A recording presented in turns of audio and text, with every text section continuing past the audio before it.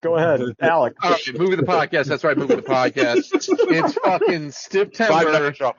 $5 shuffles. Sean William Scott makes movies, fun movies for morons. That's what we've learned. From one Sean to another Sean. I'm not gonna bury lead. This movie sucks dick. Like, I mean, this movie's fucking awful. Like Evolution, but it's not good. Oh, Evolution was much better than this. Yeah. Well, I'll tell each CJ the other my day, own.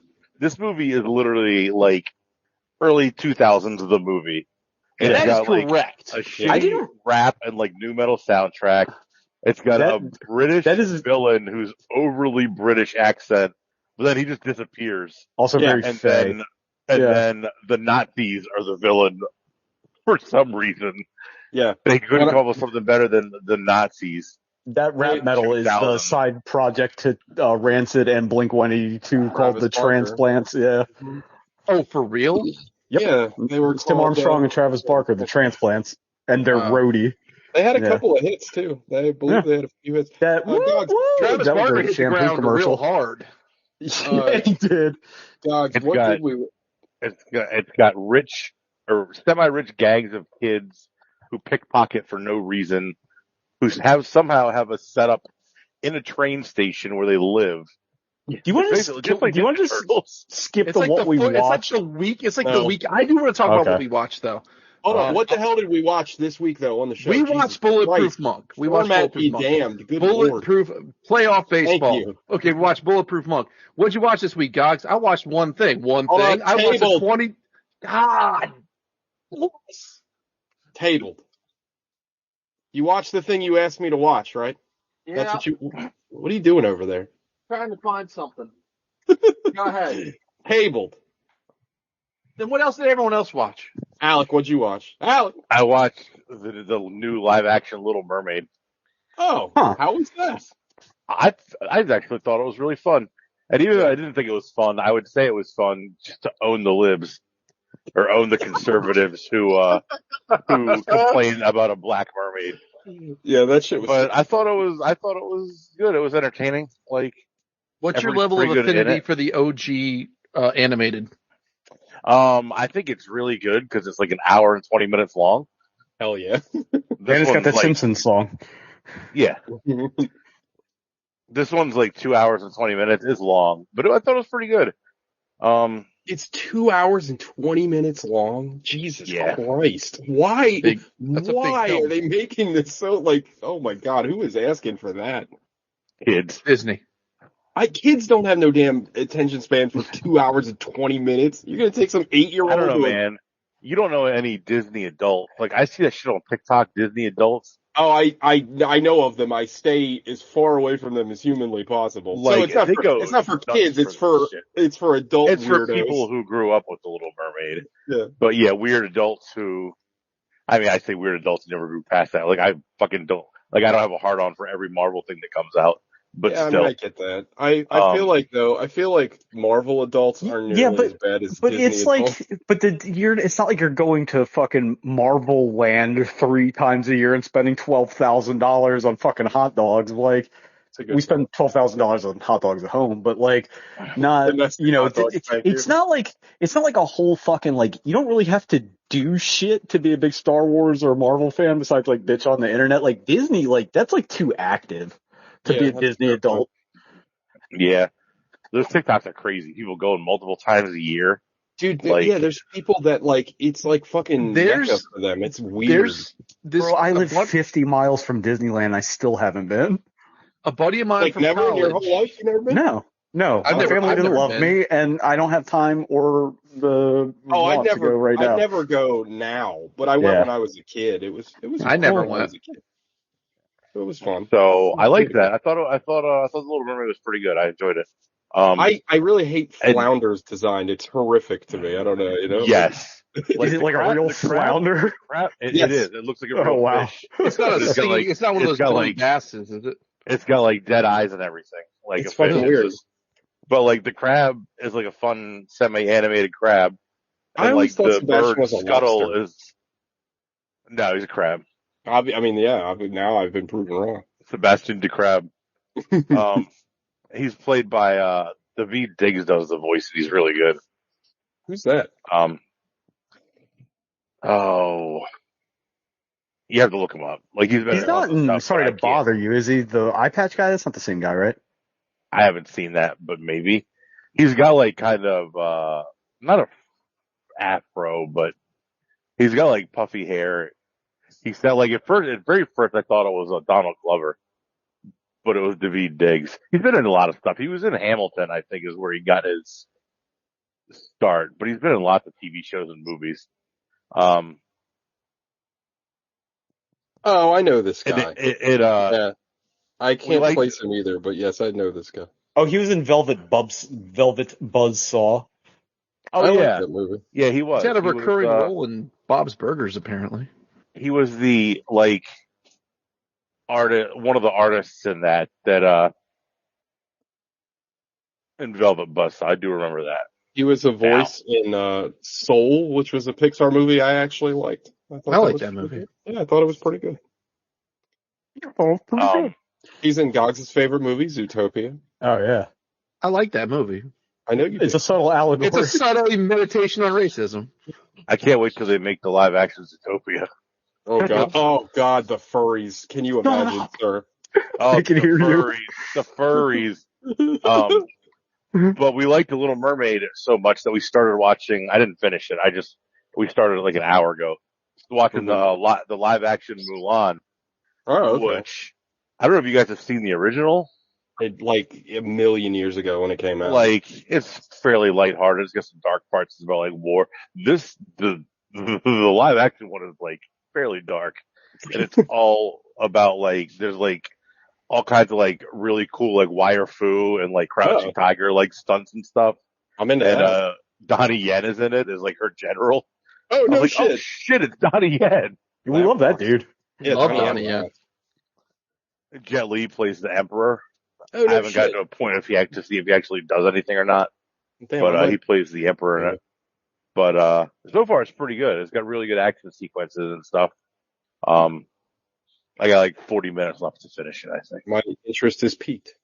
Didn't that movie also catch like mad controversy about something? I mean, everything does these days. Probably because it did because it had a strong woman protagonist. I mean, was that it?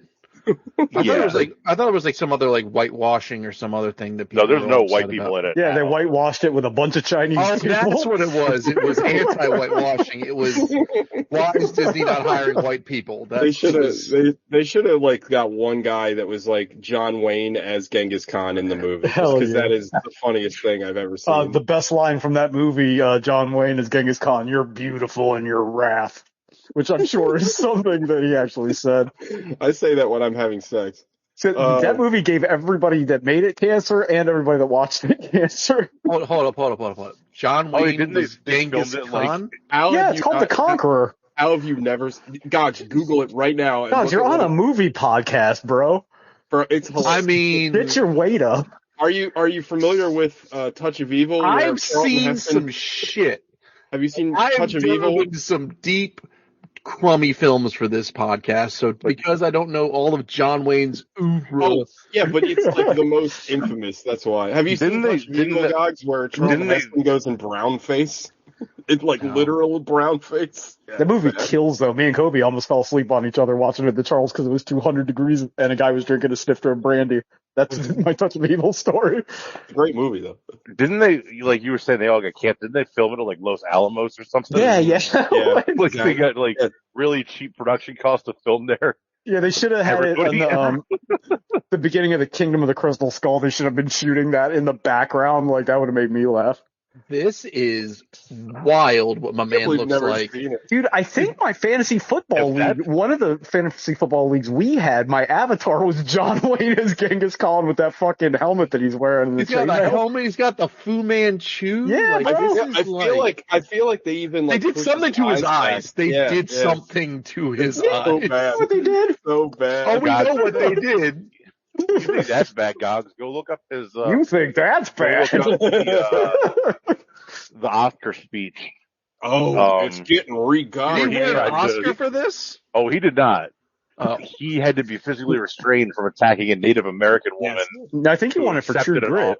On behalf of. I mean, he didn't win it for Oh, Marlon Brando, like she accepted for Brando, I think, for something. Yes. Yeah, and he like let her accept it so she could talk about the plight of Native Americans, and he's like, not my watch. John Wayne had to be physically restrained from getting up there and beating the shit out of her. Yeah. John Wayne. What a real American piece of shit. He was weirdly married to a Mexican woman for a long time, which I still can't wrap my head around. But a lot of racists are married. Like, it's weird. That's just one of those things. I mean, Sean, you're on the internet. You know, it's fair. It's libertarian guys and Asian wives. Yeah. Like, it's the same. It's like a meme. You know what I mean? Like every Republican Mexico was the 50s Asians. Yeah, every Republican's married to someone from China or Russia or such other place. I believe Mitch McConnell's wife is Chinese. Like, Ellen Chow. Yeah. She was the Secretary of Transportation. Yeah. And she has two. She said famously, I have two main guys, Donald Trump and Mitch McConnell. She cut him via interview. I would like to appreciate everybody's restraint for not making a joke about her being transportation secretary. Good job, everybody. I feel like we've grown a lot over 6 years. Women, right? Yeah. Anything else, Mr. Alex? Right back at it. There. That lasted 5 seconds. How many lagging casts for Wayne Chow? No, go ahead. I've just been trying to keep up with baseball and football. Like, same. I'm weirdly, like, this NFL season, I'm weirdly, like, interested in, like, every game that happens, and I don't know why. Usually I don't care about anything outside of Baltimore. You have a fantasy team rolling? No, I'm just gambling. Yeah, none of us are in fantasy. That's fast, isn't it? Yeah. Oh, yeah. You're not, do you have any money? Do you have any money with MGM's, like, online presence? No, I used them and used all my free bets up and made like $200 and cashed it out and put it in DraftKings. They're getting like hacked to fuck right now. Everything, I only use DraftKings right now. Well, like apparently all the MGM casinos, like all the MGM casinos are under cyber attack, and it's like it's all video slots. Like the elevators don't work. People can't turn off the lights, and they automated everything. So the hackers just shut everything down. Like nothing works. The slot machines don't work. The line turns around and it's like, you're all going to die down here. Yeah, it's fucking wild. It's the beginning of what's it called? Maximum Overdrive. The ATM said "fuck you" or whatever. Like the soda machine shooting somehow. That movie rules. I'm glad you're not gambling with them. I'm betting with them because you think your data would have been compromised. Who did you think, Alex? Who did you think Alex was? Jamie Foxx? I don't know, man. Alex, he's a baller. He might be on multiple apps. Vanessa Hudgens. When they all were giving out tons of free bets and money, like last November, I signed up for like 8 of them. Oh, yeah. But most of them I hated the interfaces. So once I got my like free bets and won whatever little bit I made, I cashed them all out, put it all in DraftKings. Speaking of internet gambling, I'm not a fan of muscular Kevin Hart. Don't care for it. I just want to put that out there. No comedian should be jacked. Like Joe Piscopo. And he wasn't funny at all. He wasn't. So that's a good. I mean, I would say Terry Crews, but he got molested, so maybe you shouldn't look that good if you're a comedian. Just saying. He's also like not a comedian. He's a comedic actor. Fair. You can be a comedic actor and be jacked. Oh, okay. But I will not stand for a stand-up that's shredded. It just doesn't work. I can't think of one example of a funny one. But I can think of a bunch that aren't. Most of them don't take their shirts off, so you wouldn't even know. Well, fair, but you can usually tell when somebody's, pretty. Wasn't Eddie Murphy in his prime kind of nice? I mean, he wasn't big. He wasn't like. He wasn't like. He was in good shape, probably. I mean, he was probably a twinkish weasel. But anyway. Yeah. Anyway, anything else? A weasel. No. Just lots of sports. It's been a good weekend for Baltimore. Sports. Amazing. Fucking amazing. Sean. More sports. Also sports. The Orioles thing is still I'm mind blown. I was talking to TJ. I was thinking at least if they even got back to the playoffs 3 years from now, you know what I mean? Not when all these kids are 19 years old. And it feels just so much more authentic to have brought them up from the farm system than to just sign 5 free agents and just have a good year with terrible pitching. You know what I'm saying? And I mean, the thing about it is, it not only is as exciting now, but you have something. This is not, you know what I mean? These are going to be good for a while. Right. And it never feels like they're out of the game. Even, yesterday, it's like, going, I'm like, yeah, they can still do it. Yeah. It's never that gloom and doom. But, no, just sports. Down to their last 2 outs twice and came back. Yeah. Unbelievable. Unfucking believable. Okay. Gogs. We can go to our table thing. Yeah, okay, table thing. I watched One Piece. We watched, I watched. I actually did watch more One Piece. I watch it every night before. I watch it every night before I go to bed. I fell into a rabbit hole and I watched enough clips of Remember the Titans to feel like I watched Remember the Titans, but I did not watch Remember the Titans. You should watch it because that movie's fucking slaps. That movie rules. Just watch Ari Spears doing his impression of Denzel doing the Remember the Titans because that shit's funny. Wait, time out. I get Revenge of the Titans.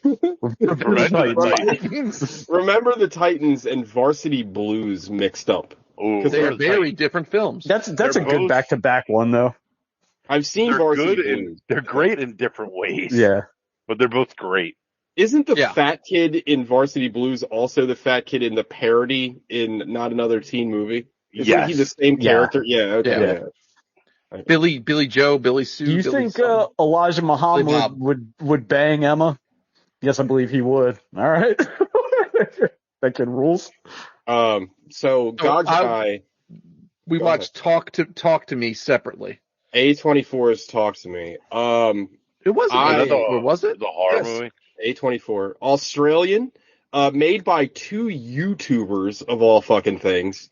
And I don't know how Gogs. I actually don't know. These are like YouTubers that are not in Sean or your eyes purview. They like so it wasn't Stefan Molyneux and Jordan Peterson. Yeah, it wasn't like an Ethan Klein and Hassan Piker their movie. But just to be clear, the two Sean mentioned we don't like, but we're in that orbit. Yeah. Lest anyone think that we're like extreme right-wing psychos. Anyway, I haven't really talked to Gogs about it, but I literally just finished it like 5 minutes before the show went on. I really liked it. I have my problems with the third act, but I thought it was excellent. I thought it was really good. My takeaway from it was really good concept, really well shot, really well acted. Really good show.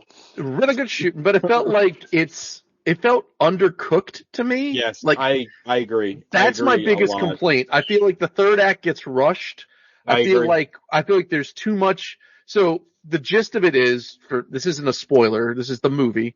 The gist of it is, right, there's this embalmed hand that these like group of high school kids. To be fair, it's like an alabaster hand, and at some point they say it's an embalmed hand covered in like plaster, but like at first it's like, okay, this is like a bullshit like party trick thing, like. Right.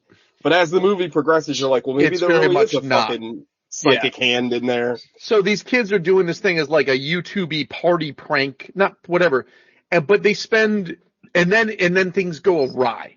And when things go awry, it's really good, and the costuming is really good, and it's creepy, and like there's no jump scares actually. it's dreadful and it's scary, but like they spend too much time with the party game aspect of it and not enough time with the after effect. See, I disagree with you there slightly, where I think that a horror movie lives and dies in its rules, and I appreciate the rules that it lays down, and I think that, honestly, it's something I really want to watch again, because I think the thing is, I feel like there's more to this movie than I picked up on an initial viewing. I think that there's more to, like, how the possessions or whatever take place. I think there's more going on. Well, they tease it at the very end too, which is really cool. Like the movie's it's good. It's good. I think it's probably like I think it's like some additional writers or another. It's one more pass away from being like Hereditary good. Yeah, like, I mean, I give it, for me personally, and I'm trying to talk around the movie because I don't want to spoil it, because it is, I think it's great, but I think it's like a strong, like, B plus. Yeah, it's like an 8. I just think it could be a 9 or a 10. I think that, and this is like the weirdest thing I'll ever say about a fucking horror movie, and again, like, I genuinely think, like, upon rewatching, maybe I'll change my opinion on this. I feel like the villains, the evil entities, plural, motivation is kind of confusing at the, like, towards the end of the movie, and I'm like, and I love ultimately the ending. I think the ending is, again, without any spoilers, it is the ultimate kind of TJ ending because it is very bleak and it is very depressing, and I loved it. And the visions that you get of, like, what the afterlife is amazing.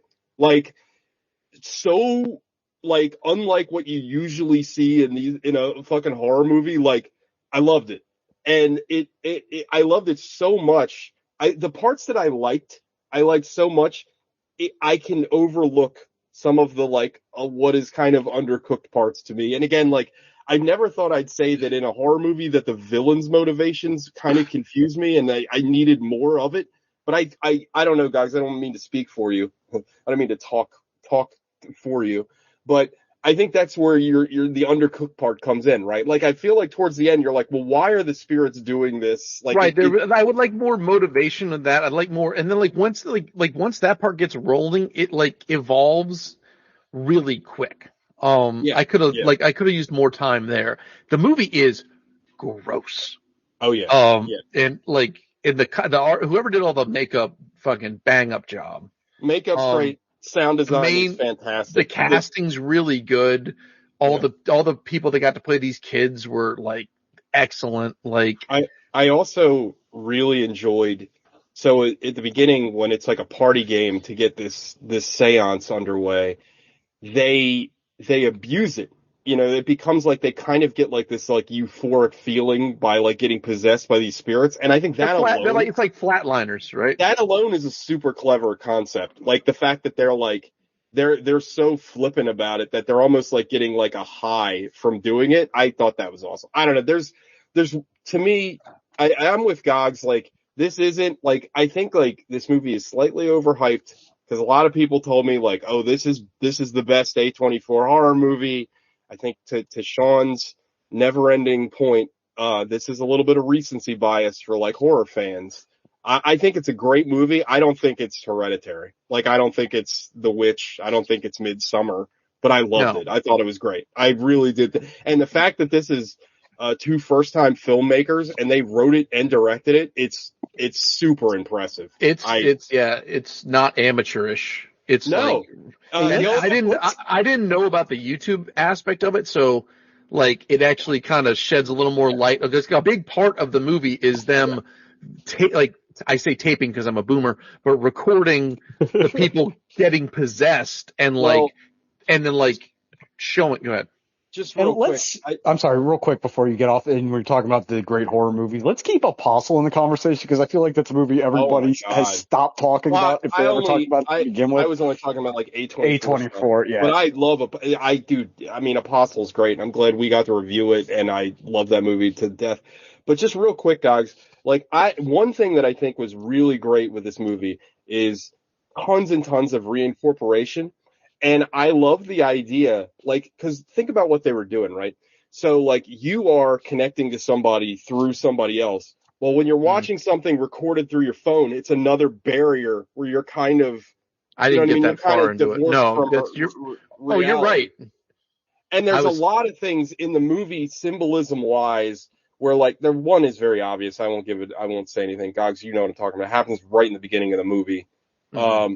But, like, there's a lot of things, like, where the main character's mom, like, there's, like, reincorporated scenes where, like, you see flashbacks to what happened to her when she was alive, and then it's kind of the daughter does similar things. Like, I just thought, like, this movie did every little thing.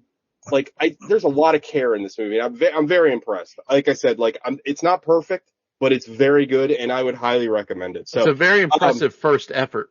Also, to do a very cheap plug, if you want to hear us talk even more about this movie, Chris and I, this is our featured movie on the Dead Air Horror Review Show. Gogs, if you'd like to join us. On the Rival podcast. I don't do rivalries. It's a sister podcast. It's not a rival podcast. We promote this show all the time. Well, I'll demote that one. So anyway, that's all. But yeah, I highly recommend it. And for y'all in the show, it's on the Plex, so check it out. before we dive into Bulletproof Monk, which will take all of 6 minutes, can I just get a quick? Can I just read the room? I'm trying to catch up on my 2023 movies. That's why I watched Talk to Me. I've got this list real quick. Tell me if I'm missing anything good. This is to watch still. Guardians 3, Sisu, Tetris, Renfield, John Wick 4, Infinity Pool, Barbenheimer. Those are all the ones that have come out that I haven't seen yet. That you haven't watched? Yeah. Anything not worth watching in that list, or anything that I should add to that's come out this year? Hold on, I'm pulling up my letterbox now to see. So go one at a time real quick. Start over. Guardians 3. I know I need to watch that. That was fantastic. Yeah, you'll love it. It's great. Sisu. I enjoyed it. If you don't love that movie, then I don't know you as a person. If anybody's gonna like that movie, it's gonna be you. Yeah, is there a big vengeance part to it? It's the entire movie. Love that. Oh, is it the German movie? It's Finnish? Yeah, it's like something Danish? like that. One of those weird whites. Yeah, one of the weird ones. The Tetris movie with the kid from I've heard mixed Kingsman. things about that. Haven't seen that. Renfield. Guys, you should watch was it the Gaming Historian? A documentary about Tetris. It's like an hour and 20 minutes on YouTube. It's really good. I love that guy on YouTube. I got one you need to watch, and I don't know if you'll like it or not, but you need to watch Smoking Causes Coughing. Oh, yeah. You were talking that up. Okay. That movie, I think that's my favorite movie this year. It's so good. It might be my favorite movie of all time. All right, you're gonna love Renfield. All right. Yeah, I need to watch that too. That's on my list as well. John Wick 4. I still haven't seen it, believe it or not. Bro, it's been on my Plex for months and I haven't watched it. I know I'm gonna love it. Like I think I'm a bigger fan probally than anybody in this room. I John Wick. You didn't like the third one though, and I really liked it. Not like the third one. Alec did not. I was so. I don't think I've ever been so bummed in my life, including like when I got divorced or any other terrible date I was on. Is when I went with Alec and Stacy, and I look over at Alec, and I'm all like, he's like, if I remember correctly, me and Alec were pretty simpatico on our. Yeah, you guys. Neither of you guys cared for it. I like 3. Yeah. Team Gods. It wasn't that I didn't like it. It should have tied up the story there. Yeah. That's how I and then if you want to make more, go into and start a new. Is anybody gonna watch The Continental? I keep seeing the ads for it during football. Might check it out. I don't know. I was a little interested if it was Lance Hendrickson dying. That's such a shame. Like, I don't know that they're going to have a character. Not Lance Reddick. Lance Reddick. Yeah, just in case anyone thinks that he died. No, he's still alive. No. He was at that horror convention I did a few months ago. He's still making terrible Hellraiser films. Infinity Pool. Yeah. Yes. I loved it. I'm interested to see how you feel about that one. I really am. Like, I don't know how you're going to land on I think you'll like it. Yeah, I think you'll like it. Do you like hearing New Zealand women say baby over and over? Probably. I love that accent. That's a top tier accent. Is Mia Goth is that what she is? I thought she was British. I thought she was. She is Australian or New Zealandish. She is strange. New Zealandish. Tall guy says "ye" a lot. Yee. Kind of sounds like a robot. It's really more of a South African accent. God, I love that show. Right, the last hey Murray, you want a drink? Yeah, no, I want a drink. I don't want your drink. Oh my God. Was that Todd Berry? Yes, Todd Berry, and what was that other guy that was like a fake? Milo Yiannopoulos. No, Dimitri Martin. Yeah.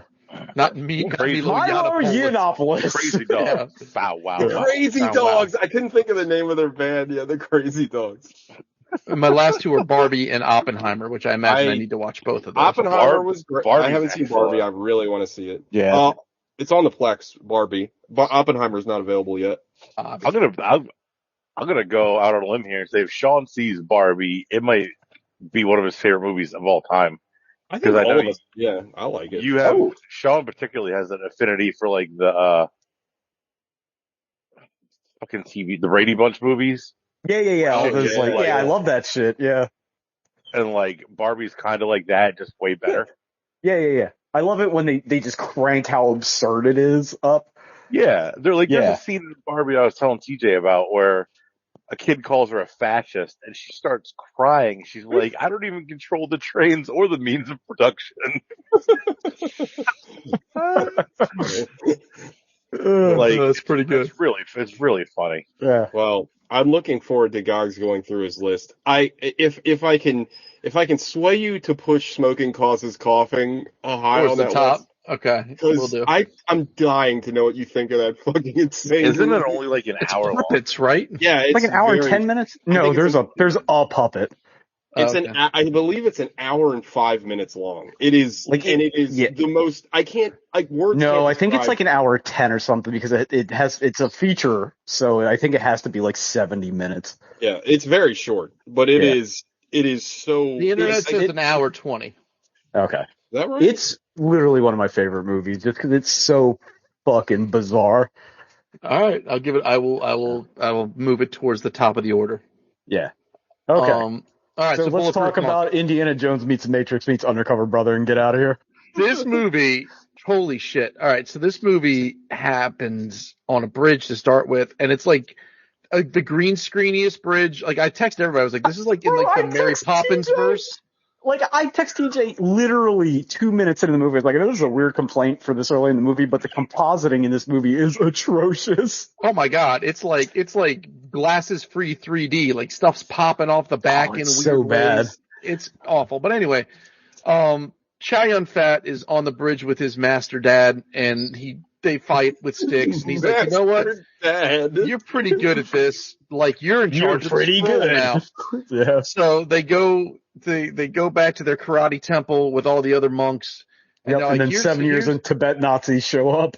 Well, yeah, but then so like it's 1940 Dickel, and then they say, all right, I'm gonna go. You're in charge of the scroll now. You're the man now, dog. I'm gonna go get old and just give you my essence. And now you're in charge of the scroll for 60 years because until you find a guy who fights under cranes and fights for love in the Palace of Jade and then fights for a family he didn't think he had, just like you. Now give up your name. Oh, I don't have a name. Tremendous. That's one of the requirements. This dude gets super old, and then the Nazis show up, and they just blow everyone's tits off with a new technology called bullets, and they just end all these guys. Because it's a classic Nazi trope of, hey, sorry, that really got me. All right, fair enough. But they're like, it's the Raiders of the Lost Ark. It's like, all right, we want to get all the occult shit to make Hitler like the boss. So they're like, we're gonna get this like Hitler. Bruce the boss of what? the boss of the world. So okay. Like the scroll will let you wish away all other races and pigments. So they're like, this is pretty cool. So they try and take it. And the guy who's not Stellan Skarsgård, he's not Peter Stormare.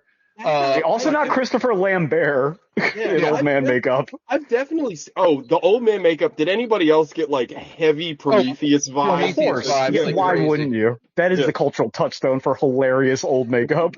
So like Wish.com, Peter Stormare fucking like after his boys all get jacked up by the Bulletproof Monk, he proves that title to be immediately wrong and then proofs him with a bullet and sends him over a cliff. He survives. 60 years later, it's New York City, and New York City is full of people, and people have things, and the people. Wait, is it actually New York City, or is this the town thing? I mean, do they it felt say like it's New York to me. Yeah, but do they? I feel like this is another one of those like. All right, well, then the town. They're in Yeah. town. They're in Columbus, Ohio, for all we know, and they. I'm sure it's Toronto. And then I looked it up on Wikipedia. That is one of the entries on there.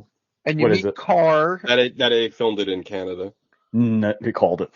Boom. All right. Well, so they're in Canada. Whatever. So Carr is in Canada, and Carr likes to steal things from Canadians. And he's wandering around town, and he's just pickety-pocketing all over the town. Apparently, He's in dressed the like middle of Lucas his job. Lee, action doctor, for the Yes. whole movie. Yes, oh my god, that is so accurate. Yeah. Before we go on, let me just get this out of there. The drip is shambolic in this movie. Like, I don't know what anybody's wearing except for Chow Yun-Fat, but it's all horrendous. It is weird and bad. And like, so Anyway, he's out pickpocketing people in the middle of his job because you later find out after he goes through all this hullabaloo that he was supposed to change over the reels at his Kung Fu theater house school where he lives and learns Kung Fu. Pause. Yes. This is meant to be a pornography theater, right? Like there is a draft of this script somewhere where this is a porno theater. Then all he that would learn seems how like to do the is job, bang, right? I mean, that's not going to help nobody. Yeah. So anywho, he's pickpocketing people, and then he saved a kid away from a train that was going to murder her, and then he meets Chow Yun-fat, who's like, this dude's okay. Well, Chow Yun-fat's being followed by the agents from the Matrix. Can I ask you guys a question? Like, sure. What the hell did they do with that girl on the track? Because it was just like, she's on the track, and then they teleported her through the mass of the train. Yeah, obviously. She phased, idiot. But later you find out. Hold your breath, but make sure you don't let it go before you go through the train, or you'll get stuck. What the fuck did they do? Because it's like, okay, we're gonna get you, and then like it cuts. And it was there. Like, what the fuck happened? Like, it was so weird. Well, later you find out Chow Yun-fat's a legitimate airbender, so we can explore that at some point. So now they're wandering the mystical understanding of if you don't believe in something, it doesn't exist.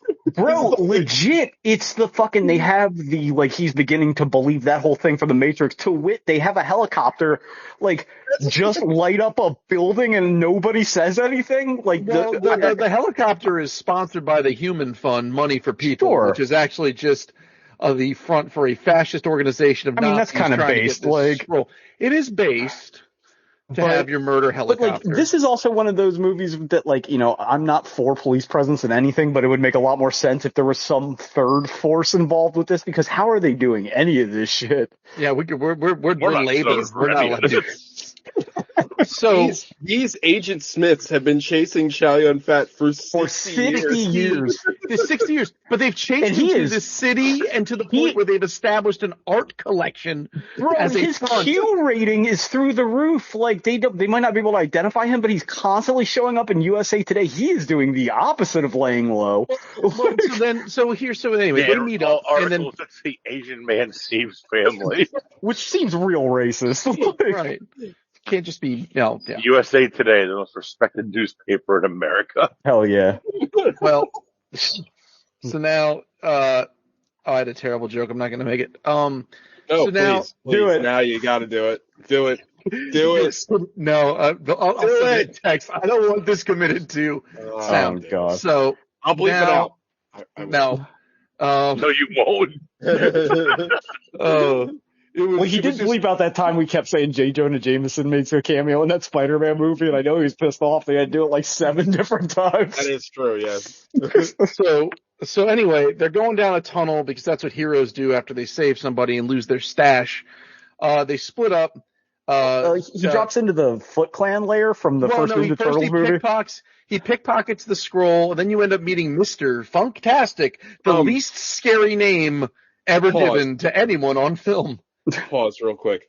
Yeah. And this is one of those weird times. Sean texted me about this movie, and this is one of those weird times where Sean and I's brain, like, sometimes our point of references are so identical, it kind of scares me. But he said something about, like, Final Fight, and that's exactly what I thought. I was like... Well, I said Stifler's got the Final Fight Streetwise skin. When they go to the underground thing, I was like, they're in fucking Metro City. I didn't realize. Yeah, it's the Mad Gear gang. Yeah, it's fucking weird. Anyway, guys. Except replace the G in gear with a Q. And nice. Yeah.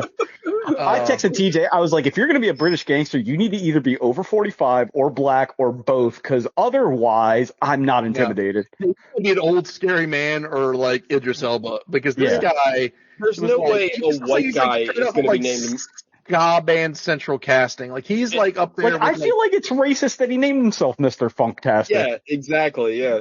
But he's up there with the bad guy from Gone in 60 Seconds, which is just not scary British guy who's supposed to be the bad guy. Raymond Calitri? Yes. Holy shit, Alec, holy what fuck. A pull. Played by TJ's favorite Doctor Who, Chris Eccleston. There we go. Well, he seemed kind of intimidating in the Doctor Who commercials that I saw. So, like, I don't know. Car thief whose hobby was making coffins. Like, it just couldn't be more on the nose. Like, it's stupid. Anyway. Oh, so he made Teslas? Based. So now, except coffins don't accidentally run over black people. Not yet. So now, where are we? Okay, so they fucking fight through the Foot Clan, and he fights under some like industrial cranes that work in this sewer. So now And he owns like, restaurants. oh, maybe. What? He owns restaurants too. Who I don't owns know why that restaurants? stuck out. Mr. Funktastic, because that's right. as part of your crime union dues, you get 60% off on the restaurants. Yeah, he's got his whole franchise situation set up. Yeah. So anyway, one of his heavies is this woman who's dressed like she's on the away team from Deep Space Nine, and you find out later that she's Jamie King, who apparently was an actress. Oh, you talk about fucking Ray Skywalker over here. Also, I was excited because I got Jamie King and Jamie Presley mixed up, and she's super hot. They did the same thing, and I was like, shouldn't I know you? But I don't. Yeah, they are kind of interchangeable, and they haunt the same genre and zone of film. And the whole time I'm like, where do I know Jamie King from? And the only thing I could think of is she is in like, remember the cold open to Sin City? Yeah, she's in that. That's her. Oh, the thing with Josh Hartnett, the test footage? That's her. That's like the only thing I could remember her from. Goldie? Was it Goldie? Not Goldie. No, Goldie was later. Doesn't matter. Yeah. So anywho, so now Stifler gets out of getting his dick cut off literally, and then he goes to his movie house where he changes the reels, and then he finds Chow Yun-fat there eating Cocoa Puffs. And then they just start their begrudging respect for each other. And maybe you guys had the same. Well, Gogs, I think, is probably a little bit more familiar with this guy than Alec might be. He's just the coolest fucking dude on earth. Like, Chow Yun-fat is just cool as fuck. Like, it's like, you gonna kick my freaky ass. Like, he's got this weird kind of, like, I don't know, charisma. Chinese urban patois, like, that he talks in English. It's quite funny to me because, like, I mean, I don't, again, like Sean just said, I don't know if Gogs and Alec are going to have the same affection for Chow Yun-fat, but like, I love Chow Yun-fat. Like, I love Hard Boiled. I love The Killer. I love, like, Gotta Gamble. Better Tomorrow. Yeah. Better Tomorrow. Fucking Peace Hotel.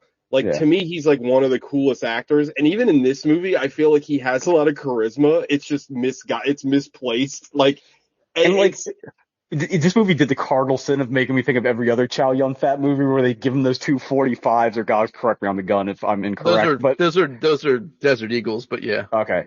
And I'm like, never mind. But he's swinging them around, but he's a bulletproof monk, so he just kicked the magazines at people. Anyway, so now the rest of the movie happens, and by that I mean the rest of the movie happens. So these guys, they learn about karate together, they share a couple of laughs.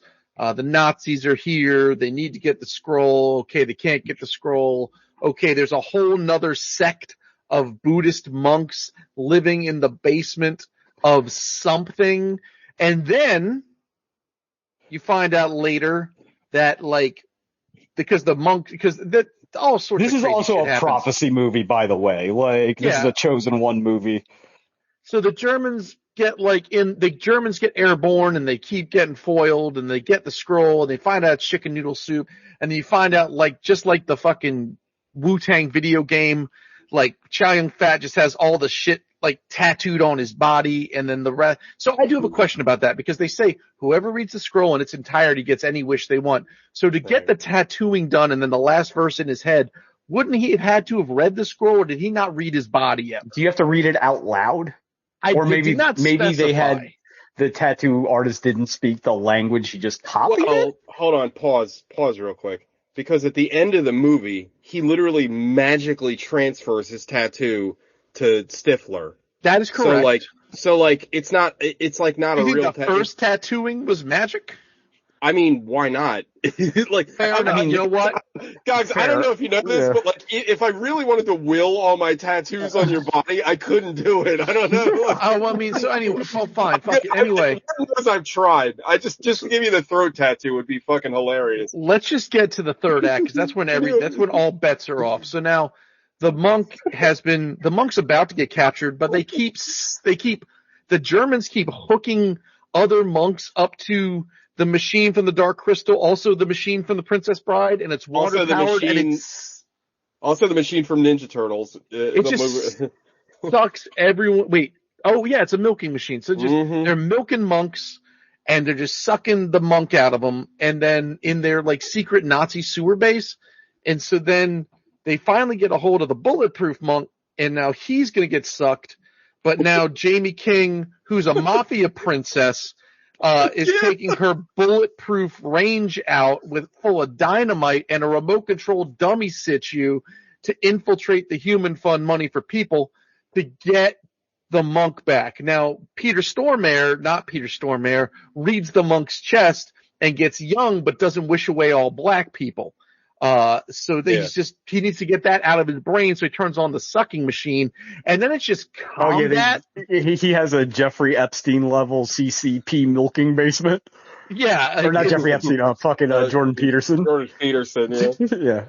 So now it's just combat, in quotes, around this building, and then eventually everyone beats their foil, like the mafia princess beats the German daughter, and then the Peter, the head Nazi, gets beat up by Stifler and Chow Yun-Fat, and then Chow Yun-Fat tries to save him, but then lets him drop, and then the guy's crushed under 2 tons of irony, and then I guess Jamie King and Stifler get married as opposites to control why are they the in scroll. love?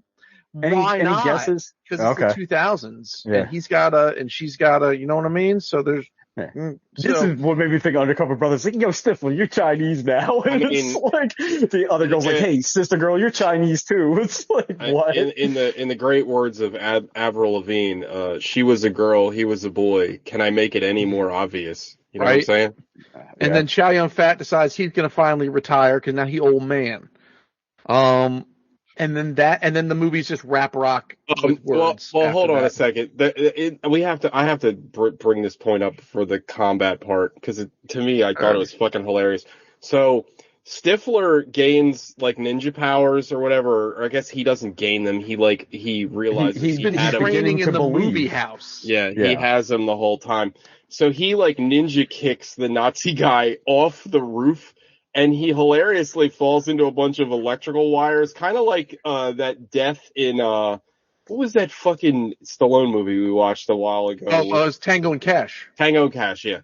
But he falls like off the side of a building into electrical wires, and then like later on, like 5 minutes later, like he shows back up and he's still alive and he has a gun. Because the scroll makes you like semi-immortal. So am I the only one that every time somebody says scroll, I keep hearing scroll? It's the way God says it. Okay. I'm sorry. No, it's all good. It's a Secret Invasion tick of mine. So, like, did anybody watch that? No. I watched the first episode. It was terrible. Okay. So, I mean, that's it. That's the movie. It is nigh impenetrable. The pitch meeting is just cocaine. Like, there's no way someone wasn't just sitting around just hoovering in mounds of it going, I don't know, man, Stifler and the killer and what's Jamie King up to? Like, I don't know, Nazis? Dude, this movie sucks. Apparently, this is based off a comic book of some stride, and that scans because at this point they were just like, well, whatever's a comic will definitely be a good movie. Like, thanks, X-Men. Yeah, dude, this is and like it's like one of those fucking. Why does Jamie King know how to do everything? Just because she's like this guy's daughter? He's just some crime guy. I mean, you saw Kick-Ass, the first one. Like, their kids don't know how to do shit. Typically total Mary Sue, if I'm not mistaken. Yeah, she's a Rey Skywalker. But like, also, like, why are we storing whole cans of gasoline next to our like Wile E. Coyote dynamite bundles? Yeah.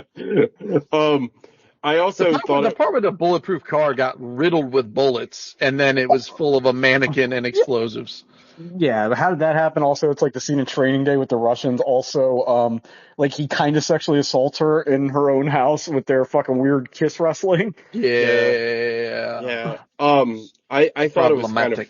I couldn't help because I was very bored watching this movie. So I was on the Wikipedia, and the guy that directed this never directed anything else. His filmography is Bulletproof Monk. That is all. And it's like their decisions were so not like even Mr. Funktastic. Like I was like, when they kind of half panned away, he was like wearing plaid. I was like, oh, they got him in a kilt. That's kind of fun.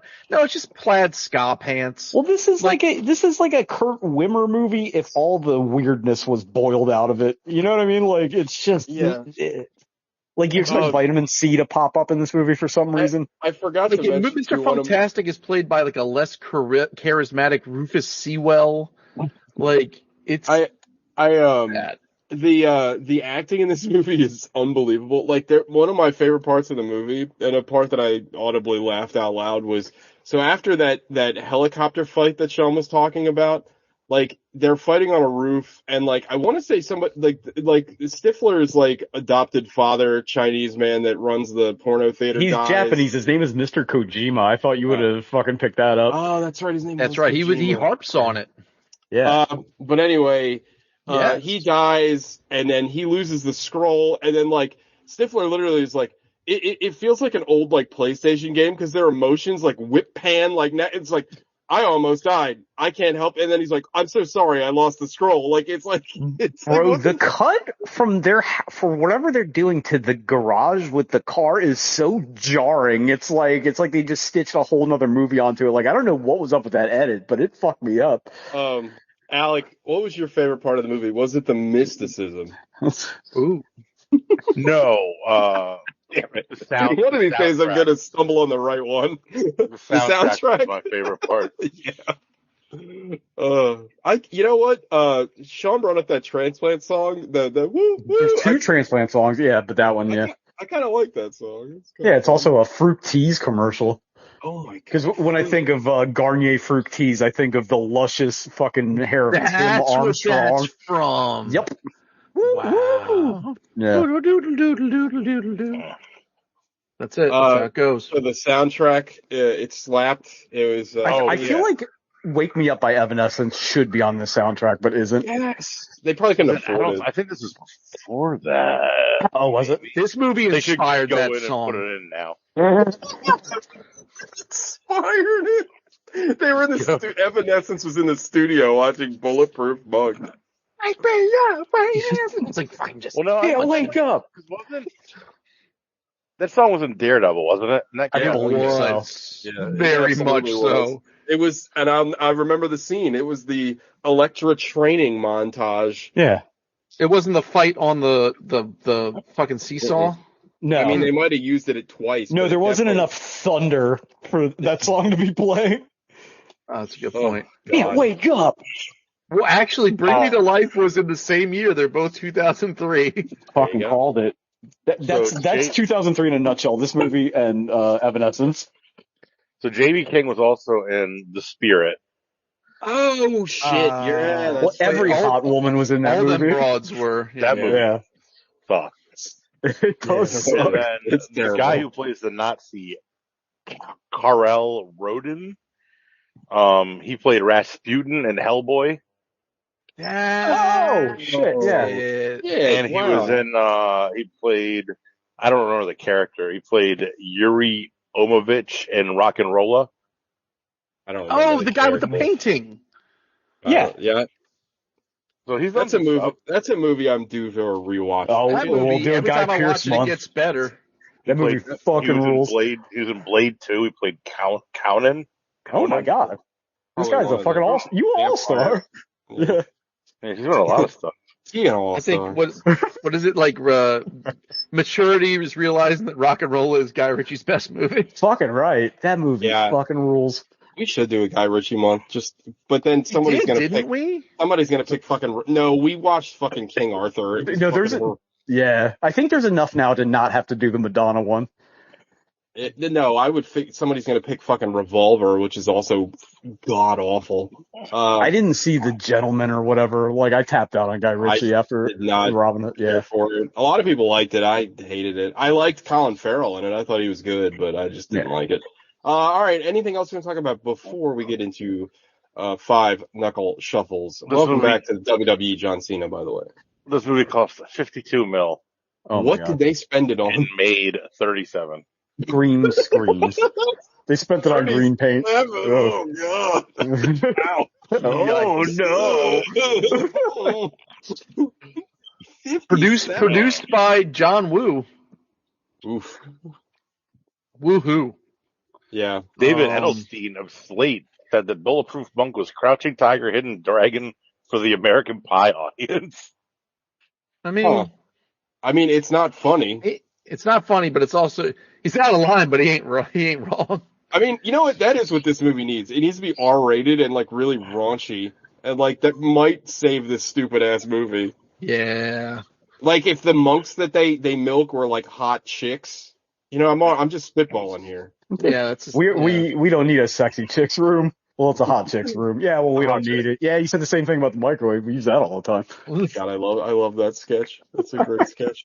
All right, 5 knuckle shuffle time. Malik. Oof, man, thanks. Sorry. This movie sucks out loud. Cat on the DVD.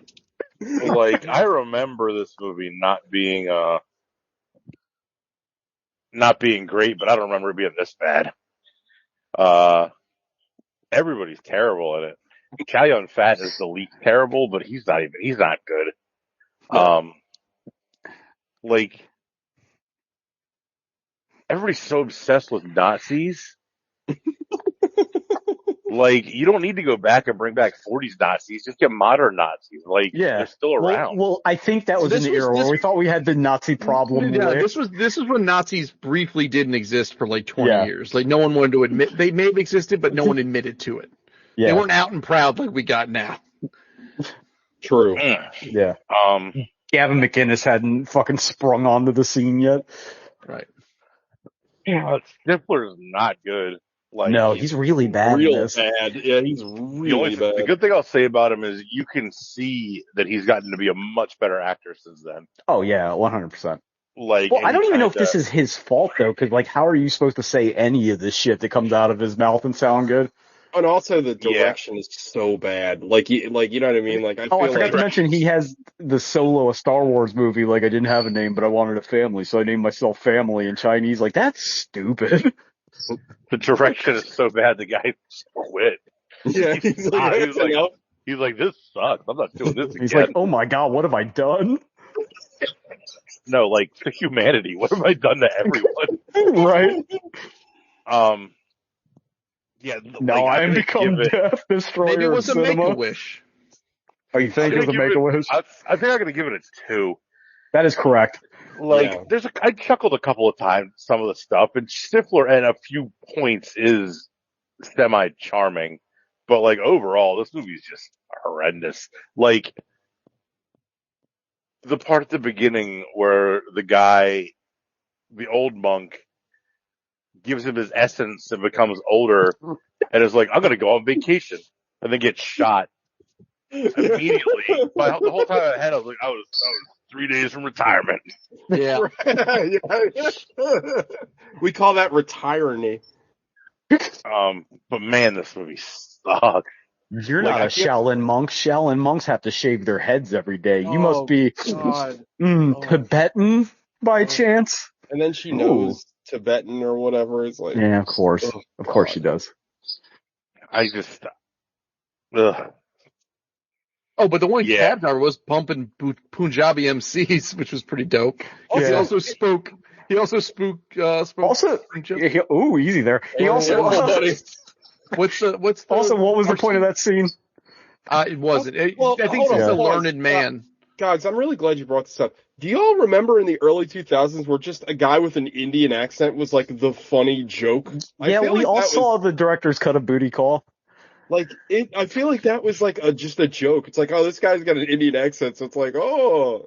He talks different than I talk. It's the Frisky Dingo thing, right? Yeah. It's like, call that Dago Frank. Like, it's the same joke. Naughty. I mean, the joke is, in Frisky Dingo, it's a better joke because it shows how stupid Xander is. Yeah. It's all Haggis Area's fault. Yeah. Kinda. Yeah. It's a 2. Sean? It's a one for me, bro. Like, just to bring back an old TJ-ism, this movie sucks where it fucks and it fucks where it sucks. Like, this movie, even though it was only an hour and 40 minutes and I watched it today, I had to take a nap for 20 minutes right around the denouement because I was so fucking bored I couldn't keep my eyes open. It feels so long. It feels like it takes years for the plot to get going. And which is fine if you're going to spend that time developing characters, but that's, reach beyond their grasp or whatever just for this jump movie. right to fucking Nazi sucking, because they should have opened with that. Yeah. Yeah. If you start this movie at the Nazi sucking, it's way better. Right. And it's the fucking, the scroll MacGuffin, and then, did we need the scroll? We didn't because it's on him, and then, it grants any wish that you have, but if you only read part of it, it reverts you back to a certain time, but it doesn't turn you into a baby. Like, who the fuck knows what's going on? And Sean William Scott, it's like, fuck, you the man now, dog, and also you, lady, are also the man, and now you're, like TJ said, now you're like common law married by prophecy. Like, what the fuck am I even looking at here? Like, this sucks. Also, they get Stifler just gets like a Indiana Jones jacket. But Jamie King, what the fuck is she wearing? Yeah, she's dressed like Sindel or some shit. What the fuck was that? And I also love the fact that these are again, just like Chow Yun Fat was supposed to be people that blend into society. Like, everyone be like, what the fuck is that woman wearing? Like, go to the Trinity store and just give me one of those. This does reek of Blade Trinity. They look like Blade Trinity. I just meant Trinity. From the Matrix. Also from the Matrix. All Trinities. Any and all. Yes. Wholly notwithstanding. Okay. So 2 from Sean. No, it's a 1 for me. 1 from Sean, excuse me. Yeah. God, go ahead and give it the highest score of a 4 or whatever you're going to give it. No, I'm going to give it a trinity of points and give it a 3. Oof. But it's weird because it got a lower score than Evolution, but I liked it more, so I don't know what to do with that. Emotionally, it might lower Evolution's score again. What did you like about it? I don't know. That's a great question. More. It's not that. I liked it more. I guess I really didn't like Evolution. I think I was too nice to it last week. Fair. I don't know I don't know. It was I think I just have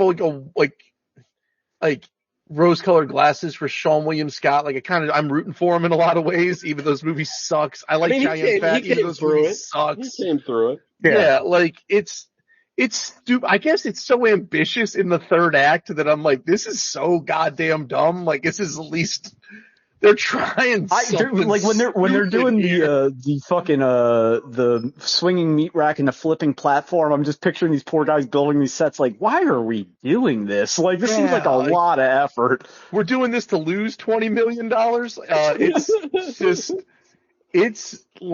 It's stupid as hell. But the third act just goes so far off the rails that I kind of appreciate. But it's bad. It's not a good movie. Who said it last week? They got this and the Replacement Killers screwed up in their head all the time. That was me. Oh yeah. So same. I want to revisit the Replacement Killers. Poor Chow Yun Fat. Look how they massacred my boy.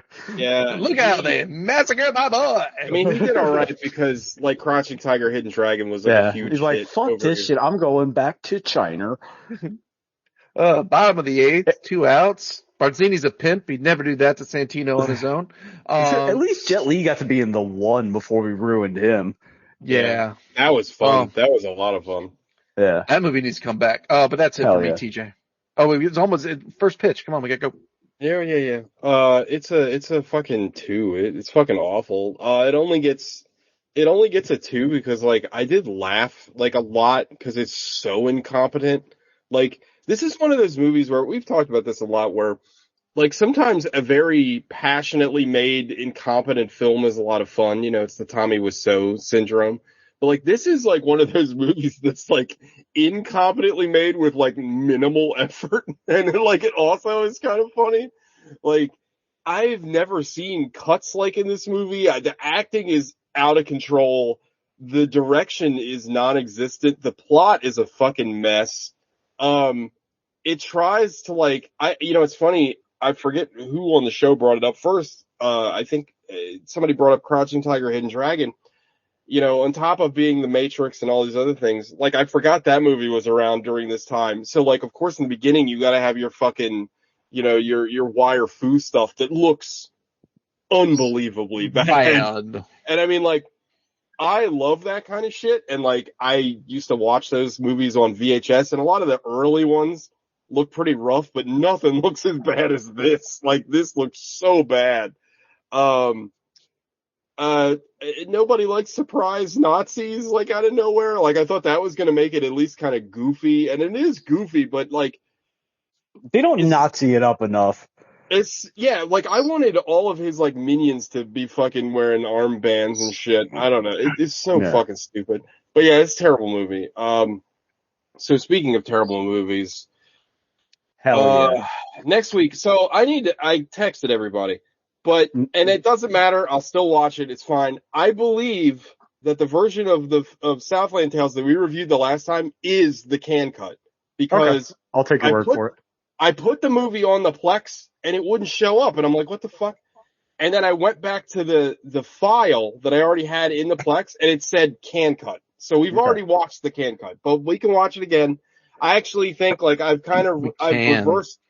reversed my opinion on this thing, because so much of our, like, super early content is, like, hard to find and, like, buried. It's fine. We can do it again. I'm not happy about it, but I mean, I'll watch it again, whatever.